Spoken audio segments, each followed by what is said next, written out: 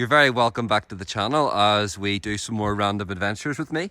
And today we are on the Ardglass Road and we are about to step into an ancient forest, being the Slievenisky forest. So come on with me as we go up this ancient lane that people have trod for generations since.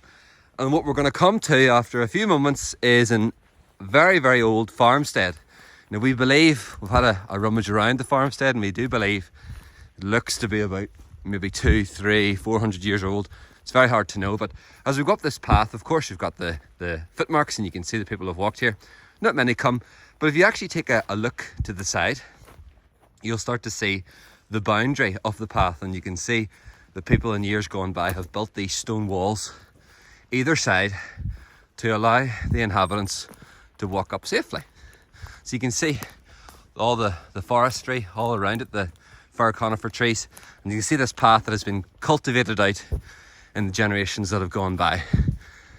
So as we just go a little bit further up this lovely path, Slievenisky Forest Park is outside Dramara on the road towards Castlewellan. We were at the summit of Slievenisky itself, and we came back down to the car park, and we enjoyed very much the walk through the forest park. I'm actually just looking at that there stone almost looks like an old stone crucifix. Maybe that's just me looking at it, but it does actually look, can you see that? Looks like that's the cross, that's the other side, and that's the head. Anyway, that's a thought for another day. Anyway, so let's go up. So people years ago built this lovely laneway, probably before the trees grew up around it, and they would have made their way up here, and they would have come to this farmstead. This is absolutely class. It's the ruins of where people would have lived, I guess, on the end of the forest. And the stone wall takes you right up to the farmstead. There's 3 parts. This big part here, the smaller middle part, and just in the distance, the much smaller room. So what we think is, this is the main part of the building. Obviously there would have been a door here. There would have been maybe a thatched roof. At the moment, all that stands is the 4 or 5 foundation stones of the wall. And you can see as we walk in through the doorway that people would have walked in down the centuries, you can see some of the higher parts of the wall have fallen down into it. I suspect from walking around here, this was the living quarters. It is about 12 feet by maybe 15, 20 feet. And there you can see some of the work that went on to build this, and it still stands today. So you can see there even just some of I don't know if that's limestone, against the granite that the people have gathered from the actual forest. So we think this is the living quarters just up to about there. That's where the inner wall goes to. And what we'll do is we'll go back out the front door. Just imagine, and I'm opening the door here. We're under the roof, we're protected from the wind and the rain. And then we're going next door to what we think is a smaller entrance here. So again, there's a good wall that goes along there, and there's the next corner wall into the last room. We suspect this here part here was a smaller barn door into perhaps where they kept the cattle or the pigs or the sheep or whatever. Come on with me up here. Look at that. Absolutely wonderful. I think that's a piece of flint or something, maybe limestone, and that's been there for hundreds and hundreds of years, propping up that wall. You couldn't even get it out. Absolutely class.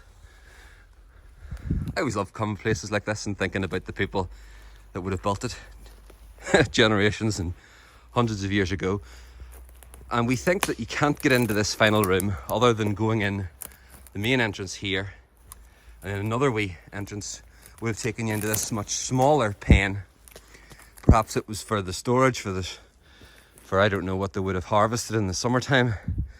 Maybe they would have kept the baby calves or lambs in here away from the bigger boys in the next room. Absolutely beautiful. Now obviously they wouldn't have been able to get out here, so what we'll do is we'll go out this way. I'll just show you around the back, and you can see around the back here. Trying not to fall. It's amazing to see it all cleared. Obviously the fir conifer trees have grown up all around the house, or the farmstead rather. And then we're just gonna go around the back. And there's the back of the house, the back of the farmstead. I think what they've done is they've cut it out of the rock.